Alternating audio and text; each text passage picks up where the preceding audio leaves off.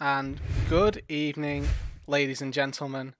My name's Rude1. I'm joined this evening by Idea PC, bringing you week number 5 of this UML league between Wasted Potential and Omega Gaming Ice this evening. How are you doing, Idea? How's your day been? I'm doing absolutely fantastic, rude dude. I'm very excited to be casting here for Omega Gaming. In this matchup that we have between Omega Gaming and Wasted Potential, Omega has really made a push towards this season, out of vying for that #1 spot. So it's going to be interesting to see today how this match actually plays out, and I'm very excited because a win or a loss here could really separate them from the pack. Yeah, exactly. Currently, Omega Gaming Ice sat 3-0, currently undefeated, up against Wasted Potential, who are 1-3 at the moment. So obviously they're looking for a bit of a bounce back from recent form, trying to get some wins under their belt. But we are already into Champion Select here. Got the bans already gone underway, and a first pick Rakan for Wasted Potential. Uh, Absolutely. And interesting of note as well, we are seeing some Rakan buffs coming in 10.13, giving him some of that extra damage, on that grand entrance. And the Zaya here picked up for wasted potential, securing the duo's lover bot lane. yeah, exactly. Very strong bot lane. Level 1 all-ins, level 2 all-ins, and just constant lane pressure, if I'm not mistaken. They're always going to be strong. If the both champions take W level 1, it's pretty much untradeable. Obviously, we do see a Nautilus has been picked up down in the, I assume, bot lane for Ice, and we'll have to see whether or not this Nautilus is paired with an aggressive AD carry to try and match the 2 versus 2 that Wasted Potential have got for themselves. Absolutely. And, the Nautilus is a great pick into the Rakan, can really lock down the potential there and the mobility of that champion to be able to get something going. But we're also seeing the Trundle picked up here for Omega Gaming as well. Great tank busting abilities coming out of the Trundle with the Subjugate in the ultimate, and awesome team fighting potential here. And they round that out with a Syndra as well, which has seen so much priority in the mid lane here. Great picks coming from Omega. Yeah, Syndra here could be a flex. I'd like to just sort of throw that one out there that it doesn't necessarily have to be a Syndra in the mid lane. Could be seeing this Syndra go down to the bot lane into Waffle Wheel's hands, potentially. Have seen him on generic AD carries, but Syndra bot is something that's popping up or has been quite relevant in recent patches. And it would make sense that they'd match showing bot lanes and not necessarily have to blind pick mid here when they are red side. Indeed, and we do see the Wukong ban coming out here from the side of Wasted Potential, and as we've seen across professional League of Legends, there's been a lot of priority for Wukong top, and most likely the Trundle will be in the jungle here. So banning out the Wukong for the top lane here, I think, is a great ban, prioritizing those unpicked roles.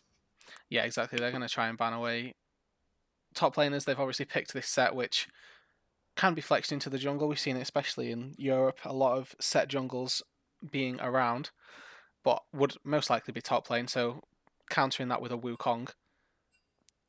And just to confirm for you guys, that last ban is an Irelia ban. Just had confirmation from the players that that's an Irelia ban coming through. Yeah, most top lane bans coming in here, and Omega Gaming will have their fourth pick here. And I'm looking for them to, possibly pick that generic AD carry, something that pairs well with the Nautilus. There we go. We do see the Sivir locked in here. And the spell shield there does allow her to negate the knockup on the Rakan, which will give her, some more mobility in that lane as well, and a little bit of extra assurance as well when playing against this Rakan Zaya bot lane. And the Nautilus Sivir, I think, do very well together. A lot of synergy coming out of the ultimate on the Sivir, able to really run down some of those targets. Works well for the team fight.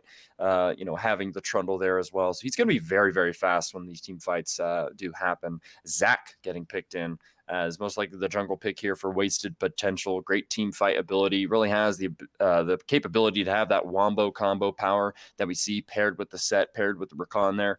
So a lot of knockups here. Wasted potential saying, "Hey, Omega Gaming, welcome to the bouncy house."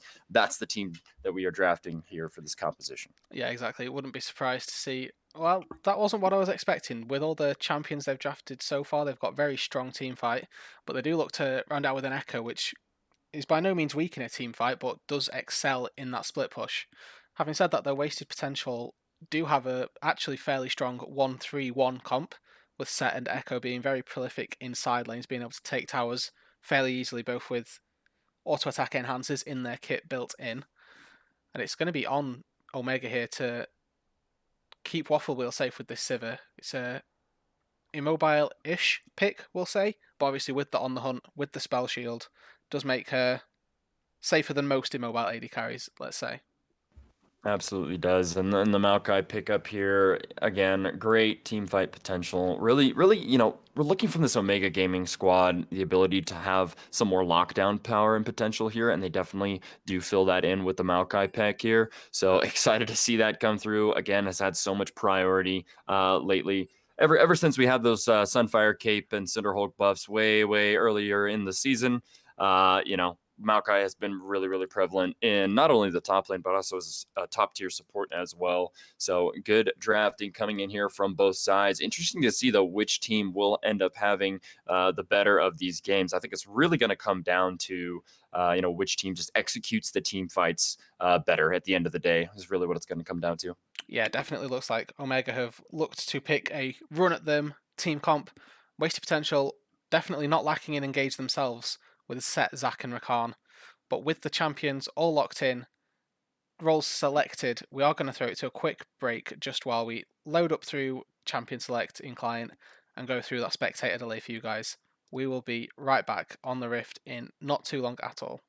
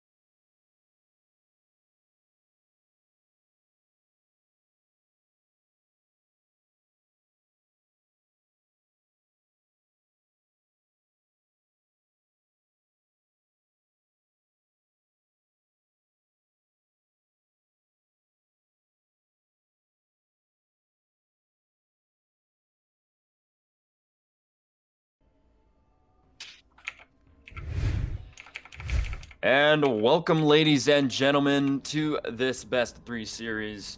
Looks like we've already worked ourselves into a pause here, but we do have Wasted Potential versus Omega Gaming Ice here in this Upsurge minor league matchup between these two teams. And again, I am joined here today by Rude Dude as the color caster, myself being here for play-by-play. Rude Dude, how's it going?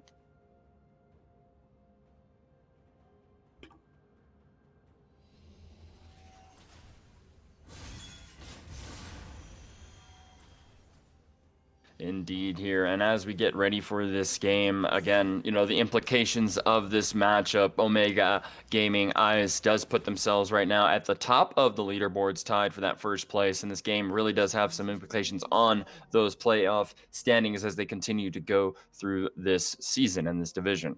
But overall, players out here on Summoner's Rift in that 5-on-5 line of scrimmage, a little bit of an invade here to get some early vision down, will be successful.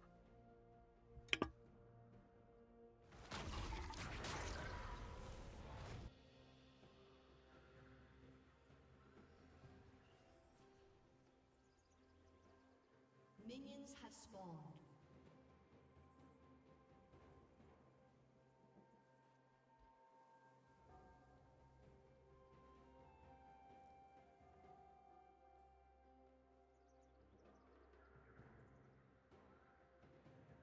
Indeed, they are. And it looks like both sides will start that bottom side jungle camp with the leashes coming in from the bot laners here. So fairly standard clear, nothing absolutely crazy here from either side. But overall, I mean, the early game potential here from this mid lane that I kind of want to put some focus on. We have the Syndra and the Echo here in the mid lane.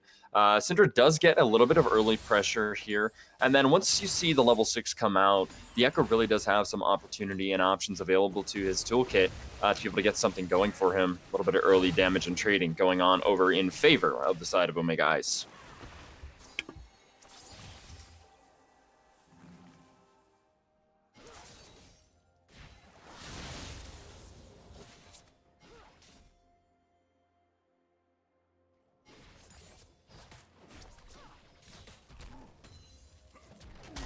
Does indeed.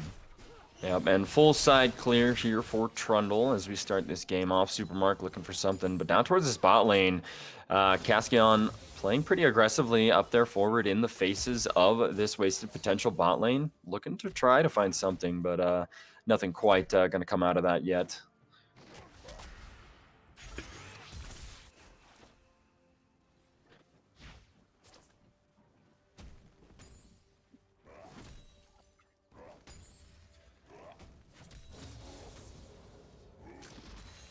Yeah.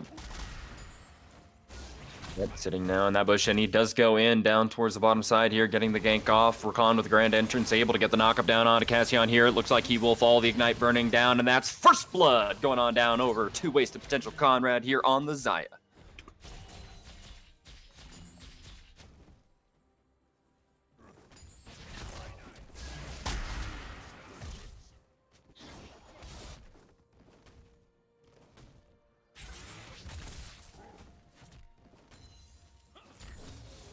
It is indeed, and I mean, you take note of it as well. Both of the Omega Ice bot laners have their wards available to them. It's just a lack of putting those wards down to actually be able to place them here. So, a little unfortunate there from the side of Omega Ice, but hopefully looking to kind of claw their way back here. They have the potential to do so with this Nautilus Sivir combination. They have the ability to really lock down the Xayah or the Rakan if they're able to catch a dredge line that actually lands, but overall slight advantage now here for the side of Wasted Potential. Xayah will have enough gold, most likely on her first back, to be able to pick up that BF sword.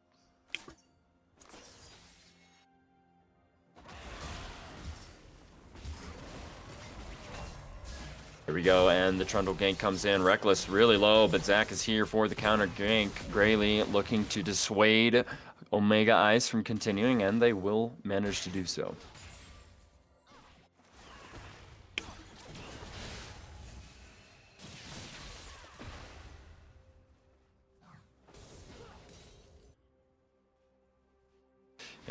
And Yeah, good trading here, though, coming forth. And again, you know, the Syndra has that priority in this lane, certainly early, and is able to do so. Teleport, though, coming out from Choro up here towards the top side of the map. That will be an early teleport used. So, you know, it'll be interesting to see with this dragon that is spawning up here shortly to see if that has any consequences. Mountain Dragon, first dragon of this game to spawn.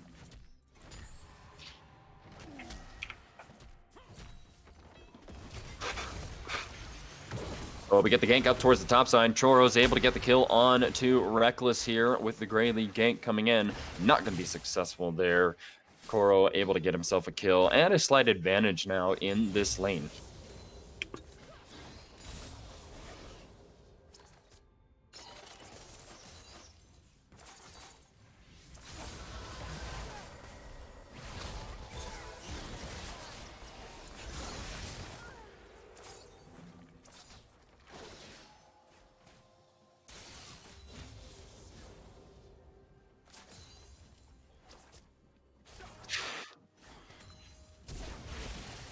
Absolutely able to pick up the early kill there. Will give Xayah quite a bit of an advantage now towards the bottom side of the map here. You know, just looking at the goal difference now, already 1K between these 80 carries. And the Xayah with this team composition definitely has potential here to run away with the lead. This will be an early dragon, Mountain Dragon going on over to the side of Wasted Potential here as a result of that kill. And so good onus and good initiative here coming from the side of Wasted Potential. Yeah, 100%. They're doing very good job on this bot side, trying to get Conrad fed here. Bonato's here, able to land the dredge line onto Hammy here. Will call in the teleport from the Syndra. No kills. There we go. Double kill going on over to Conrad here as he's able to pick it up. Supermark able to put a bite and a chomp like Scuff McGruff in crime out of Hammy, but he will fall for it. Triple kill now going on over to Conrad. That's going to be dangerous now for this Omega I squad. This Xayah has 5 kills. Rude dude, absolutely a power point, and they're going to be looking to play through this bot lane. Yeah, they focused all of their attention bot lane early. Greylee, that early level 3 gank, they've now extended that bot lane pressure into a Drake, and also a very well played team fight from Wasted Potential. Conrad picking up 3 of the kills there, all 3 of them in fact, and just gets himself to a very nice advantage. He's going to be looking to be carrying the team in these fights later on in this game. Yeah, absolutely will. I mean, it's early completed boots for this Xayah. It's an early BF sword. And the Cauldron's Warhammer there coming out most likely with the double long swords. So Essence Reaver's start for the Xayah here. It's just going to give her a little more sustain as far as mana is concerned. We do see the bottom lane rotate and swap up towards the top side of the map here, getting ready for that Rift Herald that'll be spawning in about 20 seconds. So I have to say, Wasted Potential here playing well and really having a good state of the map here, but the grand entrance from Rakan now coming in. That is Koro now rooted up. He's going to have to utilize the ultimate there, Nature's Grasp, to be able to get himself away. Flash is burned, and he does survive. Potential in the mid. Here, though. Where's the mid lane, though? Zach Greylee going in. Shmurda will fall here. As the kill does go on over to Greylee here with the kill credit. Optics, though, still there. Supermark trying to find something. Flash forward, trying to get Optics here. But will it be enough? The regen is not there, and Supermark will fall. Greylee able to pick himself up. 2 kills there with the mid lane shenanigans going on here. Man, you got to hand it to Wasted Potential here. Playing a very, very strong early game off the back of this Zach pick. Yeah, fights on top and in mid lane there. Conrad just failing the flash over the grasping roots lets Koro get away for free, and that lovely mid lane 2v2. Both Optics and Greylee playing to the limits of their champions. The Echo healing from the ultimate, saving him a few times, and then the blobs coming out from Zach's passive kept him alive long enough to be able to take down Supermark and Shmurda and got themselves 2 free kills. We interestingly see both bot laners now, or both bot lanes, up in this top side, preempting potentially a fight around this Rift Herald that has spawned. We ticked over to that 8-minute mark when it spawns, but obviously with the fights that went on in the top side lanes, neither team were in a healthy enough position to try and take the Herald. We'll have to see which team is in the best position later on. Indeed here, and you know, I'm surprised as well with as much as Greylee has been ganking in this game. He's still managing to keep even in CS with Trundle, which we do see here. Scuttle Crab there going on over to Grayley, able to pick that up and smite it away out of the hands of Supermark. We'll go on over to them. Yeah, obviously we see teams here, as we mentioned, hovering towards the Rift Tower, and that top lane vision and movement speed for Grayley and the team will be very nice. Chorus getting the better of these trades on Reckless down bot lane. He has got a very big item advantage right now, though, I'd like to say. With Ninja Tabbies and a Barmy Cinder, his trading potential is going to be a lot better than Reckless's he has with just the 2 longswords for combat efficiency. Indeed, and you know, with the Sunfire Cape obviously going to be there in the works for. Hold on though, little engaged down here towards the middle lane. Shmuda is looking in some danger here. He's going to be stunned up, locked down, and that's Optics getting the kill onto Shmuda here in the mid lane. The pressure is palpable coming out of the side of this wasted potential squad. Yeah, Grayley doing another really nice gank. He dashes in, doesn't need to connect the initial E because he holds the stretching strike long enough. Shmurda's trying to juke around, dodge it, and he waits until the parallel convergence comes down, and he needs to juke out of that before throwing the stretching strike, which is almost lined up for him when he's so close to the Syndra there. Makes it really easy to connect, really easy to get the CC, and with no flash being used, makes it an easy kill for wasted potential.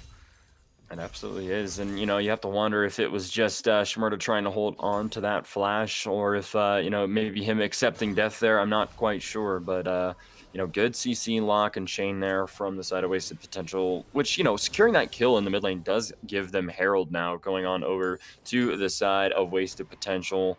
Grayley will be able to pick that one up as the Cloud Dragon now spawning towards the bottom side. Priority going on over to Omega Gaming Ice here as they look to get some vision around it and possibly start it up as well here. It looks like it will be. So with the numbers advantage, Omega Ice Gaming should be able to pick this one up. Koro on the backside of the pit there to be able to knock the blast cone up, out, and away. And there we see it. Yep. Easy Cloud Dragon going on over to the side of OGI here. Able to pick themselves up a neutral objective on the map. Yeah, and that's just them being faster to the play, really. They'd got the push, apparently, in the top lane, so their bot lane was able to base first. They had tempo out on the map. They pushed out, set up the vision quickly. Koro, with the not basing from bot side, was able to set up vision in the bot side jungle for them so that they knew that they were free to take the Drake. And then, just because the top lane, or the bot lane had rotated from top faster, they were able to take it. Well, we see it now. The Herald being spawned down here on the bottom side of the map will go down. They will be able to pick up the plates and the first turret going on over to the side of wasted potential here. You know, utilizing those neutral objectives that they've secured to efficiency here. Shmurda in a little bit of danger here, but Supermark will be able to come back. The Chrono Break coming out to be able to get himself back up into safety here. Optics hanging around there, but will be able to successfully disengage there.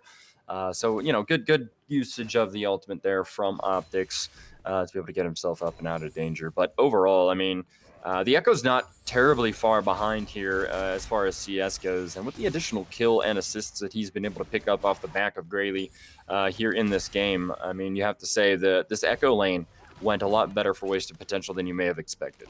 Yeah, we've reached that level 6 point now. Optics is, in fact, a level ahead of Shmurda in the mid lane. He's probably got, despite this CS discrepancy, probably has the run of the lane at the moment, and we're getting to that point now where one outer tower's fallen, and we're likely to start seeing. But up towards the top side here, we see Nature's Grasp coming up, will lock down Reckless, but the teleport from Optics now is here and has arrived. Kroro having to be careful here, doesn't want to get blown up by Optics here, but it looks like they have enough damage and enough health here to be able to make it worth their while. Optics having to back up here. The Facebreaker, though, landing, and the Haymaker coming down as well. Supermark is very low. Koro here as well, in danger of falling, has to utilize the flash to be able to get himself out, but the flash forward from Optics will secure himself a kill. Zac now towards the mid lane here, will be able to get the knock up as the Grand Entrance comes in, and Conrad deletes Shmurda here in the mid lane under tower.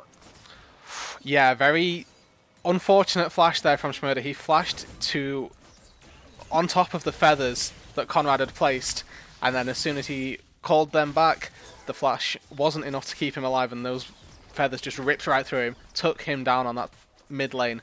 On the top side as well, we saw Koro and Supermark come very close to winning the 2 versus 2, but ultimately, Reckless with a nice face breaker into the parallel convergence from Optics managed to secure a stun, secure a kill, And that's going to mean that a lot of mid damage has gone down. They get the top lane turret, and they also steal away a red buff. Yep, good utilization here from that pressure here. Now having a 5.5k gold lead for the side of Wasted Potential here. And this Zaya, I mean, she's absolutely massive, rude dude. You're looking at the gold advantage here now, almost 2.5k gold in favor of Conrad on this Zaya pick. Very impressive that they've been able to continue to snowball this early game lead, now moving on over into the mid game. It's going to be difficult for the side of OGI to really kind of face that threat unless they're able to lock her down early in these team fights. Indeed. Nothing going to go up in that top lane, Maokai too tanky.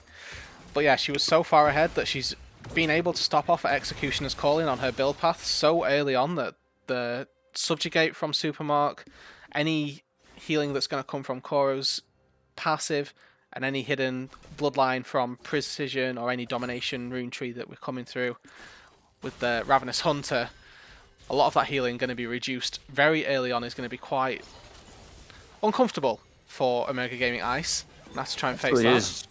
Dredgeline, though, landing on to Conrad here, but the ultimate now coming down. Reckless able to get a huge showstopper there, but it's not going to be enough there. Wheel now with On the Hunt, having the power of Supermark, being able to run down some of these carries, but looks like they're not able to get it. But Chrono there, ooh, able to get the nice knock-up, but he's losing a lot of health. Saya is able to freely fire onto the front line there, able to pick herself up a double kill here. Zach in the interception there, able to pick himself one up as well. Schmurder now with the Chilling Smite. It's going to be slowed down here. Having to watch out. There's the Electrocute proc. It's going to be going down. Con with a great grand entrance, able to secure the kill. Conrad picks himself up a third kill in this extended team fight.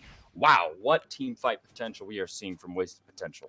Yeah, Wasted Potential, they kite back that team fight well enough there. They do lose one in the fight, and then that gives Ice the little bit of overconfidence that they thought that they needed. They pop on the hunt, they try and run down this Sire. Conrad, with flash and heal still available, was not really under any threat at any point. He kept on throwing his feathers out, and once the bot lane had, or once Ice had committed sufficiently enough, Zac came in, the feathers came through, and honestly they did so much damage through the Omega Gaming Ice team that team fight was never even close. They do pick up another Ocean Drake, or not another, but they pick up their first Ocean Drake for themselves, looking to take an Ocean Soul and become even more of a pain to kill. Grayley with a Zac with an Ocean Drake is something that I haven't seen, but I can imagine is going to be very painful with the blobs and the Ocean Tick. They're going to need some anti-healing very soon if that does come through. Absolutely, I do agree with you. We will have that Ocean Soul available at some point in this game as these teams continue to fight. But now the kill score here really looking one-sided and lopsided here. 14-13 here in favor of Wasted Potential as Reckless goes in onto Koro here. Has the Bork, Blade of the Rune King slow there, able to get a little bit of damage traded off. But Optics now finding himself on top of Schmurder. Schmurder has to get back to his tower in time. 2-level disadvantage here between these mid laners. Yeah, Schmurder's trying to use the Unleashed Power to maybe make Optics burn his ult preemptively before he needs to, but Optics knows that with 2-level lead and only a GLP, that Syndra doesn't have the kill threat that she might have later on in the game.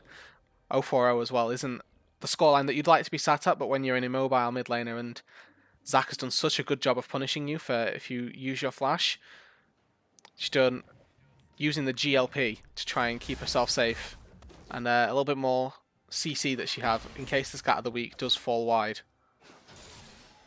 Indeed, indeed. And, you know, with this turret pressure, right, you see all of the tier 1 turrets now blown down and on over for the side of OGI here. It really does give Wasted Potential the onus to be able to move forward through the jungle and be able to try and control some of this vision. I'd say so far, OGI doing a good job of maintaining vision control in their own jungle. But unfortunately, that's about it. They're having to answer these waves that are constantly pushed in, and it's going to be another easy Rift Herald here for the side of Wasted Potential. So they're going to be utilizing this, you know, to continue to bust down some of these tier 2 towers and gain themselves more priority and proximity in their own jungle. Yeah, and with the Herald being taken down so late, there's definitely time for a Herald to go down and then maybe even a Baron play. Conrad is so strong that it's... But Zac coming down here, and grand entrance coming in from Rakan will be able to knock up a KSC on there, and the kill going on over to Conrad. You know, if you want to see some amateur play funnel here. We're basically seeing it. Xayah just absolutely getting the majority of the resources in this fight, and it's really kind of gone well for the side of Wasted Potential, right? Xayah has had the elusivity to be able to back off of these fights. She has the protection available to her from the Zac, from her support with the Rakan, and Reckless as well, being able to run in and get the showstoppers from the flanks has been really, really well. But here we see it. Nature's Grasp, they're coming out trying to delay this tier 2 tower from falling, but it does go down, and Wasted Potential utilize that Herald to pick themselves up some more pressure here in the mid lane. Yeah, mid lane tier 2 falling, whacking on that tier 2. We do see a TP behind from Schmurder, though. Could be in trouble where he's TP to. Indeed it is. Coming out here now, though. Greylay able to get the knock up down onto Syndra here. She will be knocked and bumped around here, but not a lot of damage going down. The heal having to come out to save Greylay from the turret shot there that was coming through. Health bar's a little low here for the side of Wasted Potential, so they will have to back off from this fight. But we see Reckless down there split pushing in the bottom lane, able to get something for their time spent up towards the top side of the map. But as we continue to go through this game, Rude Dude, I mean, we see that there's pretty much a gold advantage on every single player for the side of Wasted Potential, which makes it extremely hard to answer that 1-3-1 type composition that we had talked about earlier, right? Reckless has the ability to go toe-to-toe with the Maokai after he's completed the Bladed Ruined King. And additionally, this Echo here, having the level advantage on Schmurda for the majority of this game, really has the potential to kill, some of these backline carries, which makes it difficult for them to actually respond just to one-on-one members in these side lanes. They have to send, the jungler or the support to be able to actually lock up and secure these kills, which really gives Wasted Potential time to push down these other objectives. So it's going to come down to OGI looking for those picks, successfully getting them, and then making something of it. Yeah, OGI in definitely a difficult position now. 10,000 gold down. The potential picks that they've got are going to be trying to use On the Hunt in combination with a depth charge coming through, but the champions that they have to pick are a Xayah, who's going to have Featherstorm to get herself to be able to avoid that, and an Echo, who also has an ult that's very good at keeping himself alive. So the potential that I think Ice have got is very minimal, and barring any massive faux pas from a fight maybe top lane where Shimoda just burns his whole combo and takes half HP. Yep, there it is. The Ice Pillar coming up, knocking optics up, has to utilize the Chrono Break to be able to give himself the Audacity. But Supermark here with the flash forward, coming in, trying to get something, subjugate. Lots of flashes being burned here. Ooh, but the Dredge line almost landing there from Cassion. Has to burn the flash from optics there. Barely able to get himself out. And, this is the kind of, playmaking that I want to see out of OGI in these games. They have to be able to play aggressively and try to fight for these picks. But in doing so, while that Ocean Dragon was spawned up there towards the bottom side of the map, Wasted Potential does pick that one up. It will be their second Ocean Dragon of this game. And now they're sitting on soul points. So if you're OGI at this point, you know that you have to fight for this next dragon no matter what. Yeah, the next Drake spawning in 4.5 minutes is going to be the one that pretty much, I'd like to say decides the game, because if they do get Ocean Soul then it's going to be over, but maybe a dive bot lane here. Yeah, we do see something come through. Koro, though, able to get access down onto the back line. Rakan getting knocked up, but there it is. The charm coming through, landing on multiple members here. OGI is getting knocked up and bounced around in these team fights. The amount of CC out of this, Wasted Potential squad is immense. Greylay going in there, diving in 3 members. He doesn't have the support here, has to flash out there, but he does get stunned up by the Scatter of the Week from Cinder. That's going to be an easy kill as they pick this one up. Able to get something there. Shutdown going on over to Waffle Wheel. Some essential gold in his pockets now. Yeah, and as we were mentioning, the fact that the fights might not be as easy for Ice as they'd like, but when Wasted Potential decide they want to dive under the tier 2, that's when things might be favoured for Ice. Waffle Wheel picks himself up a nice shutdown. He's got 1.5 items during the fight. He was pumping out a decent amount of damage, and when he bases, he's going to be able to get that Infinity Edge. Make it even stronger for himself. Optics getting ran down. Yeah, looking for something on Optics there, but he has been able to effectively play the side waves here in this game. Echo definitely has the tools to be able to get himself, out of maybe some of these stickier situations, and unfortunately just not enough hard CC from the OGI squad to really be able to lock him down. Yeah, he's very slippery with that passive movement speed as well as the phase dive, the ultimate, all of that stuff coming in. makes him very difficult to catch. Merc treads as well, so any CC that does connect is going to be reduced by sort of 30% or so. And also, just to note, Lichbane also gives movement speed, just on top in case any of that wasn't enough. Extra base movement speed as well. Yep, quite a bit of a slippery character there, and I mean, he's got the level advantage on both the top and mid laners here. He's been pushing these side waves all game, able to pick himself up, you know, a decent CS, you know, number there for him, 190 now, currently at about 25 minutes in this game. You know, managing to break even though with the Syndra, but still, the gold is really coming from these kills and these assists and the amount of map pressure in the early game that Wasted Potential had, that translated into gold and translated into kills. Yeah, I mean, if we look at just the turrets alone, Ice have still yet to crack any of the tier 1s. Maybe a fight up with Reckless, he's just going to pop Blade of the Ruined King and maybe run in.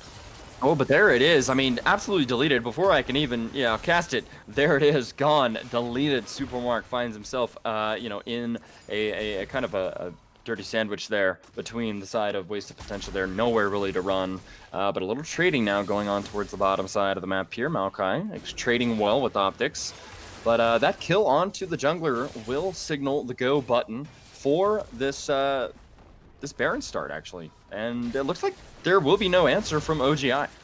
Yeah, Supermark is down, Grayley is in the Baron pit. It seems like Ice have conceded that, acknowledged that there was no way of them securing the Baron, decided not to give up any more kills. Probably wise, in all fairness. And maybe a fight at bot lane to try and get something back. Yep, there it is. Nature's Grass coming out from Korra here, trying to get something, and the shutdown going on over to Shmurda here as he's able to pick himself up the kill. Optics finally falling here, but Reckless in a bad spot. The Super Soaker comes out. He's going to be stocked up. Dredgeline hits, and that's another kill going on over to Shmurda here as he takes himself on a killing spree on this Syndra. Yeah, and with those kills, they are going to be able to set up the pressure around the Drake. It spawns in 40 seconds, and both of the solo laners will be back by then, but they don't have teleport. It's going to be very tight as to whether or not Ice can secure the Drake, but maybe Shmurda here might be caught out with the Zac engaged. Looks like he's going to be just fine though for now. But they look like they're trying to transition the two picks that they got into a bit of mid pressure. But here it comes now. Flash being forced out of Shmurda. The grand entrance will not land as Shmurda goes golden. The rest of OGI here trying to re-engage here, but Xayah has free firing onto the front line here of the side of OGI. There it is though, Korra going in, the ultimate coming down, trying to get herself open away there. Conrad having to use the flash to go back here. Nautilus able to root up some of the front line here. They able to get the kill onto Greyley here. Waffle Wheel looking for something to the bot side. Flashes forward actually in a move of aggression there, but will get shut down by Waffle Wheel. And that will be a double kill as well going on over to Conrad as Cassian finds himself alone. Kororo now not able to get out. Has to use the Nature's Grasp to try and find some respite here, but there will be none. Triple kill going on over to the side of Conrad and Wasted Potential as they secure themselves this Ocean Soul, which will propel them throughout the rest of this game. Yeah, and that fight looks so good for Ice there. They take the 1-for-1 with the health bar advantage as well. They take down Grayley, and then Waffle Wheel feeling himself in the team fight. He had 2 completed items, but then he flashes in and manages to spell shield the knockup from Hammy, but the shields that came through, the lifesteal that's probably in the runes, Conrad was just able to out-damage Waffle Wheel right there. The 2-item advantage that he had turned the fight back around, and that secures them the Ocean Drake, the Ocean Soul, and that's going to put Ice in a very rough position. We see going to be a very simple way, we'd like to hope, to close this game out if you are Optics and the rest of the team here, Wasted Potential. Indeed, it is now sitting at about a 9k gold advantage for the side of Wasted Potential. You know, slowly kind of constricting their pressure in the game, but Supermark gets caught out here. No one there to assist him, no vision as well. Conrad picks himself up another kill. It's just not going the way of OGI in this game. They're able to pick themselves up the top lane tower kill here with the Baron buff as well, utilizing that to its best potential here. Having Echo going and splitting down there on the bot side, they're going to easily pick up this inhibitor tower and possibly the inhibitor as well. The rest of OGI scrambling to try and react here, but that early kill going on over to Supermark nets Wasted Potential, some more objectives across the map here, and now they have a permanently pushing wave with the super minions that will be spawning. Yeah, they've used the last few seconds of their Baron effectively. They got themselves an inhibitor turret, which is obviously the goal of most teams, to try and at least break the base, is what we try and see Barons achieved with. Koros has gone in here, probably not going to be able to find anything. Maybe wasted potential trying to look towards this bot lane with the pressure established from top side. They are moving everybody down towards this bot. They don't have Baron anymore, so taking the tier 2 turret might be a little bit difficult. But like they're trying to set up a pick. Good ward from Schmurda there does spot out, well, wasted potential. Oh, but here it is. Koros getting introduced to the bounce hounds once again. Will fall there. Nature's Grasp. A little bit too late there, and not enough members of OGI to really make anything of it. Was a last-ditch effort maybe from Koro there to be able to survive up there with that 4-man turret dive, but with the amount of power that is coming out of Conrad now that he's completed, 4 major crit items, he's absolutely shredding through the tankier members. But here we see Greylay able to come in. Schmurda in some trouble here. Will have the showstopper laid down, and a right hook goes in. Reckless slains him down now. Cassian, though, has to be careful, getting rooted up under turret there. Dredgeline not going to quite land. But overall here, I mean, how do you stop these incredible turret dives coming from the side of wasted potential here? It just becomes extremely difficult. And as this middle lane inhibitor turret most likely will fall, they're looking for another dive. Waffle Wheel kind of caught on the wrong side of where he wants to be here. Dredgeline landing, but there is no one there. Cassian, you can't land those. Middle lane inhibitor goes down. That's 2 now. Looking for the 3rd here. We'll be able to triple inhib OGI. Rude dude, this game is looking like it's on its last legs here. Yeah, Waffle Wheel, the only potential saving grace, but these turrets are falling so quickly that Siv's not able to wave clear. Grasp coming in, able to get multiple members down, but that's both Nexus turrets down. Wasted potential, looking to close this game out. Koros will fall. And there it is. Schmurda able to pick up Reckless on the... Hold on, going here now. Supermark looking for something. Optics has to be careful, but Conrad's just going to end it with the Nexus here right now. That is the game here in game 1. Going on over to wasted potential there. A couple kills going on over to OGI in that last fight, but unfortunately, just not working out in their favor. Yeah, 31-minute game there. A 13,000 gold lead in the end for wasted potential. A very well thought out game, really. Just kind of flawless in execution. They decided they were going to focus their bot lane early on. They got Conrad first blood, they got Conrad the second blood, and then third blood, and all the way up to the 18th kill that he got. Didn't manage to die once. Very well positioned, very well played the entire game from Conrad in the bot lane there. Hammy doing no end of work that we just don't get to appreciate as a support how much that Hammy has probably done for Conrad during the game. Just Conrad pumping out the damage consistently. Indeed, and just seeing so much early gold going on over to that Xayah, we knew she was going to be massive in this game, and unfortunately, OGI just never able to find the engage right, and finding that 80 carry out of place just was not able to happen.